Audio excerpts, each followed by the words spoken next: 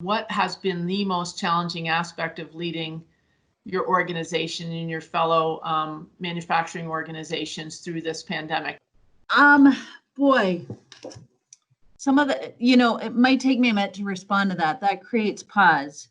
I would say definitely what I've found, Beth, through this crisis, this one that impacts people's concern for their health, life and death, quite frankly.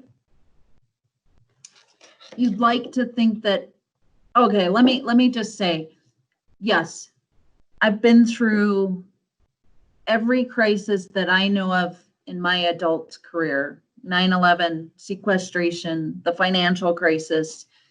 This one is different. This isn't just economics. This is people's lives. This is, if it's not theirs, it's a friend, it's a family member. It's a complete and total lack of trust in their government, be it local or federal, right? So here you are steering the ship. You're asking your employees to take your hand and trust you and get through this with you. Mm-hmm.